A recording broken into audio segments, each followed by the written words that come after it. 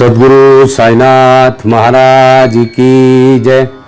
अनंत कोटि ब्रह्मांड नायक राजाधिराज योगीराज परब्रह्म श्री सच्चिदानंद साईनाथ महाराज की जय।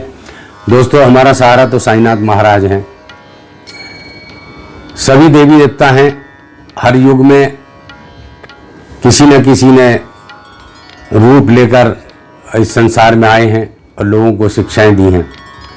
इस कलयुग में हमारे साईनाथ महाराज भी आए और उन्होंने भी बहुत सारी शिक्षाएं हमें दी। सबने सच्चाई का रास्ता बताया, अन्नदान का महत्व बताया, भूख का महत्व बताया और ईश्वर चिंतन का महत्व बताया। दोस्तों, जो सुनो ज्ञान की बातें यूट्यूब चैनल आप जो देख रहे हैं, इसमें मैं पहले भी आपसे कह चुका हूं कि आप लोग इसको लाइक करें, सब्सक्राइब करें, शेयर करें। और उससे क्या होगा कि ये जो बातें चल रही हैं, ज्ञान की बातें हैं, बाबा के से संबंधित बातें हैं या भजन हैं, ये लोगों तक पहुंचेंगे। और आपके साथ में भी कोई अनुभव है तो आप भी अपनी वीडियो बना के भेजिए, जैसे और लोग भी भेजते हैं, तो वो वीडियोस भी हम इसके ऊपर सुनो ज्ञान की बातों पर अपलोड करेंगे। आज थोड़ा सा टॉपिक अलग हटकर है कि भक्ति का प्रकार क्या है, या ईश्वर भक्ति कैसे करनी चाहिए, या ईश्वर भक्ति है क्या बेसिकली। तो क्या लालच से करनी चाहिए या बगैर लालच करनी चाहिए। अगर माँ अपने बेटे को प्यार करती है तो बगैर लालच करती है। हमें सरेंडर हो जाना चाहिए, बाबा के लिए समर्पित हो जाना चाहिए। बहुत सारे लोग कहते हैं जी हमारे साथ ये नहीं हुआ, हमारे साथ वो नहीं हुआ। मैं उनको कहता हूँ कि आप समर्पित हो जाएं। जैसे एक बच्चा होता है, उसे तो मालूम नहीं है कि क्या हो रहा है क्या नहीं हो रहा। उसको माँ उसको नहलाती है, धुलाती है, अच्छे कपड़े पहनाती है अपनी हैसियत के हिसाब से, वो पाउडर लगाती है, फिर उसे निहारती है, फिर काला टीका भी लगा देती है कि कहीं नज़र ना लग जाए। इसी तरीके से हमारी साईं माँ हमारी इच्छाओं की पूर्ति करती है और हमारा ध्यान रखती है। लेकिन किसका ध्यान रखा जाए, सवाल यह है कि कौन है इस काबिल, कौन पात्र है कि जिसके ऊपर ऐसी कृपा की जाए। पात्र वही है जो कि समर्पित हो गया है और जो सिवा साईं के कुछ सोचते ही नहीं, जिसको कुछ सोचते ही। तो ऐसे कैसे हो सकता है, कैसे करे ऐसी भक्ति। तो मेरे को एक कहानी याद आती है तो कहानी, लेकिन बहुत सीख वाली कहानी है। मैं आपको शेयर करना चाहता हूँ। मुझे खुद बहुत अच्छी लगी और मेरे को बाबा से संबंधित नहीं है, लेकिन वो ईश्वर से संबंधित है कि ईश्वर भक्ति से क्या और कैसे किस तरीके से मिल सकता है। तो दोस्तों, एक दंपत्ति थे, बुजुर्ग, 65 साल से ऊपर की उनकी उम्र थी। बहुत गरीब थे, कोई बच्चा उनके था नहीं। पहले तो कुछ काम वाम मिल जाता था, लेकिन बुढ़ापे के कारण फिर उन्हें काम भी मिलना बंद कर हो गया। तो एक दिन घर में फाके पड़ने लगे तो उनकी वाइफ ने कहा कि भाई देखो, ऐसा कुछ तो करना पड़ेगा ना, कुछ करे बगैर रोटी कैसे खाएंगे, किसके सामने जाएंगे, किससे भीख मांगेंगे। तो उन्होंने कहा ठीक है, मैं लोगों से बात करता हूँ। तो उन्होंने लोगों से कहा, तो बहुत सारे लोगों से बात हुई। तो उन्होंने कहा भाई कहाँ तुम काम कर पाओगे, तुम्हारी उम्र तो इतनी ज़्यादा हो गई है, हम तुमसे काम करा भी नहीं सकते और तुम काम कर भी नहीं सकते हो। आप हमारी बाप की उम्र के हो, हम क्या आपसे काम कराएंगे बताओ। निराश हो गए। 2-3 दिन इस बात में गुजर गए, घर में फाके से पड़ने लगे। तो एक दिन उनके दिमाग में यह आया कि क्यों ना मैं ईश्वर की नौकरी करूं। तो उन्होंने क्या किया कि उन्होंने जाना शुरू कर दिया पवित्र जगहों पर और मंदिरों में, और जाके वो झाड़ू पोछा और ये सब चीजें करने लगे। उन्होंने अपनी वाइफ को ये बात नहीं बताई। और शाम को जब पहुंचे घर तो उनकी वाइफ ने कहा कि आज की दिहाड़ी कुछ मिली। तो उन्होंने कहा आज तो दिहाड़ी नहीं मिली है मुझे कोई। बोले कोई नहीं, आज तो पहले ही दिन था, 1-2 दिन से मिलनी शुरू हो जाएगी। तो वो दूसरे दिन भी सुबह ही चले गए और वही भगवान की सेवा, झाड़ू पोंछा, ये वो पूजा आरती सब करने लगे। शाम को पहुंचे खाली हाथ। तो वाइफ ने कहा आज कुछ दिया उसने कहा कि मैं ये सोचता हूं कि वो दुनिया को देता है, मेरा मालिक जो है वो इतना बड़ा है कि उसने मुझे दिया नहीं और मैंने उससे मांगा नहीं। मेरी हिम्मत ही नहीं, वो इतना बड़ा है कि मेरी हिम्मत ही नहीं पड़ी कि मैं उससे मांग लूँ। तो वाइफ ने कहा चलो कोई नहीं, अब आप मत मांगना, वो खुद ही दे देंगे आपको। जब आप 2 दिन तो आपको काम करते करते हो ही गए हैं, तो वो आपको खुद दे देंगे। तो अगले दिन, तीसरा दिन हो गया, तो उनकी वाइफ ने एक उनको थैला दे दिया कि जब जाओगे तो शाम को मालिक जब पैसे देगा और तो आप इसमें कुछ थोड़ा थोड़ा आटा दाल और ये चीज़ें ले आना, सब्जी वब्जी।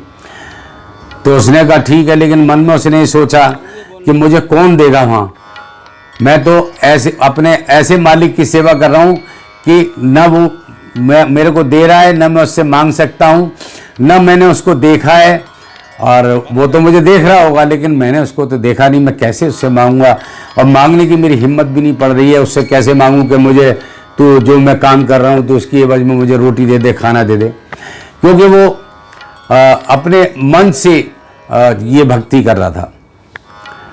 चला गया वो, शाम हो गई, शाम को भी उसको जब वो चलने लगा तो कुछ पैसा वैसा तो मिलना नहीं था, क्योंकि वो तो सेवा कर रहा था। तो उसने सोचा कि मेरी वाइफ नाराज ना हो जाए, इसीलिए उसने क्या किया, जो झोला उन्होंने दिया था, एक थैला दिया था, उसमें ईंट पत्थर भर लिए, और भरने के बाद में ईंट पत्थर भर के वो वहाँ से घर की तरफ चल दिया। जब वो घर पहुँचा तो घर पहुँचने के बाद में उसने झोला एक तरफ रख दिया, तो दरवाजे से ही उसको कुछ खुशबू आने लगी घर में घुसने से पहले। तो उसने जब खुशबू आने लगी वहां पर दरवाजे से घुसते ही अंदर, तो उसने दरवाजा खटखटाया, और तो वाइफ निकल गई और वो एकदम लिपट गई गले से। कह रहे तुम कैसे मालिक की नौकरी करते हो, उसने तो कमाल कर दिया। तो उसने कहा भाई क्या हो गया, उसने कहा हुआ कुछ नहीं, 2 बोरी चावल की, 2 बोरी आटे की, आलू की बोरी, फलानी की बोरी, घी के टीन और ये सब भेजा है, और मालिक ने जिस आदमी को भेजा था आपके मालिक ने, उसने ये कहा है कि ये तो थोड़ा सा है, बाकी तो हम इनको देंगे जो काम कर रहे हैं, तो अभी थोड़े से काम चलाओ। तो कह रही ऐसे कौन सा मालिक है जिसकी आप सेवा कर रहे हो, जिसकी आप नौकरी कर रहे हो, इतना सारा भेज दिया, सालों का राशन भेज दिया, फिर भी कहते हैं तो थोड़ा सा हमने भेजा है। चमत्कार रह गए, वो रोने लग गए, और रोते रोते और ईश्वर को, खुदा को, अल्लाह को याद करने लगे कि हे प्रभु तूने तो कमाल कर दिया, मुझे तो मालूम ही नहीं है किसने भेजा है, क्या है, ये तो आपने कैसे भेज दिया और क्या किया। ऐसे चमत्कार उनके साथ हुआ और वो सो गए। जब वो सो गए तो रात को 12 बजे उनकी वाइफ को उथल पुथल हुई कि थैले में क्या लेकर आए। तो जब उन्होंने थैला देखा तो थैले के अंदर सोना चांदी भरा हुआ था। उन्होंने फटाफट उनको जगाया, वो जगे कि क्या हुआ, कि थैले में आप क्या लाए थे। बोले नहीं मैं बताऊंगा, बाद में बताऊंगा। बोली नहीं अभी बताओ। बोली नहीं मैं बाद में बताऊंगा। तो उन्होंने कहा नहीं मैंने देखा इसके अंदर सोना चांदी भरा हुआ, ये देखो थैला। थैला दिखाया, चमत्कार रह गए, वो रोने लगे। और उन्होंने कहा कि देख तेरी खुदाई इतनी बड़ी है कि अब संसार में मुझे किसी की जरूरत नहीं है, क्योंकि तू सबको देने वाला है और तू बिन मांगे देता है, मांगने की जरूरत ही नहीं पड़ती। तो दोस्तों ये थी कहानी भक्ति की, कि भक्ति करो तो ऐसी भक्ति करो कि जिसमें कोई लालच ना हो, सिर्फ प्यार हो, सिर्फ प्यार हो, सिर्फ प्यार हो। बाबा तो वो चीज़ है कि आप अगर उनकी भक्ति करते हैं तो वो बिन मांगे देते हैं, और ऐसे बहुत सारे लोग हैं बिन मांगे देते हैं, मांगने की जरूरत नहीं पड़ती। तो दोस्तों ये थी कहानी आज की, और इससे सबक ये मिलता है कि ईश्वर बख्शी, ईश्वर भक्ति जो करो उसमें किसी से मांगने की जरूरत नहीं होती। ईश्वर को सिर्फ मांगना है तो बाबा को ही मांग लो कि बाबा आप ही हमारे साथ रहो, अंग संग रहो। तो दोस्तों ये आपको कैसी लगी कहानी बताइएगा। उसके बाद में एक अंतरा मैं एक भजन का जो है आपके बीच में रखता हूँ, आपको अच्छा लगेगा। बोल साईनाथ महाराज की जय। शिरडी से हो के जो आए हवाएं, शिरडी से हो के जो आए हवाएं, क्यों ना उन्हें हम गले से लगाएं, क्यों ना उन्हें हम गले से लगाए हो।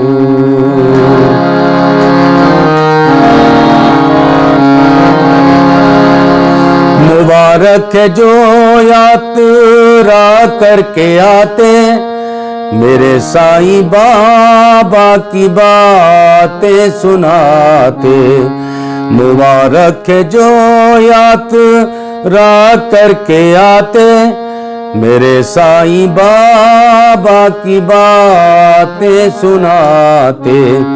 मेरे साईं बाबा की बातें सुनाए, मेरे साईं बाबा की बातें सुनाए। क्यों ना उन्हें हम गले से लगाए, क्यों ना उन्हें हम गले से लगाए हो।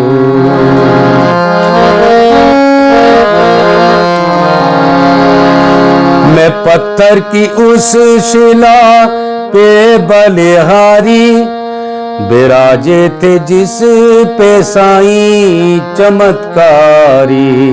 मैं पत्थर की उस शिला पे बलिहारी, बिराजे थे जिस पे साईं चमत्कारी।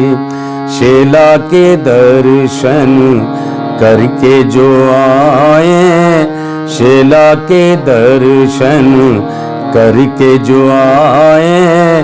क्यों ना उन्हें हम गले से लगाए, क्यों ना उन्हें हम गले से लगाए हो।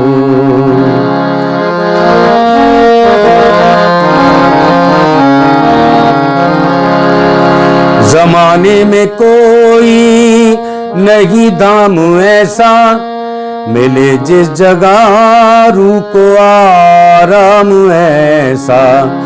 जमाने में कोई नहीं दाम ऐसा, मिले जिस जगह रूह को आराम ऐसा।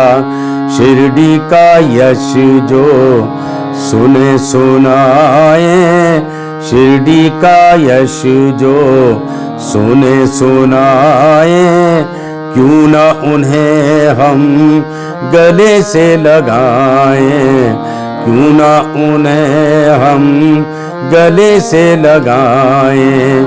शिरडी से हो के जो आए हवाएं, क्यों ना उन्हें हम गले से लगाए, क्यों ना उन्हें हम गले से लगाए हो। बोल सद्गुरु साईनाथ महाराज की जय। तो दोस्तों, शिरडी से होके जो आए हवाएं, क्यों ना उन्हें हम गले से लगाएं। अभी हमारे पास मौका है और हम ईश्वर भक्ति में ज़्यादा से ज़्यादा रम जाएं। हमारे पास में पूरा टाइम है, पूरा समय। हम लोग घरों में हैं, लॉकडाउन में हैं, क्योंकि महामारी बहुत बड़ी है। तो हमें घर में ही रहना चाहिए और सेफ रहना चाहिए, लेकिन साथ में ईश्वर भक्ति बहुत ज़रूरी है, क्योंकि ईश्वर भक्ति यहाँ भी काम आएगी और जहाँ हम कभी चले जाएंगे वहाँ भी काम आएगी। तो दोस्तों, इसी के साथ इजाज़त देता हूँ और फिर एक बार कहूँगा कि आप लोग अपनी वीडियोज़ बनाएं और हमें भेजें, हम उसको सुनो ज्ञान की बातें यूट्यूब चैनल पर डालेंगे। तो आज के लिए इतना ही। नमस्कार, फिर मिलते हैं। बोल साईनाथ महाराज की जय।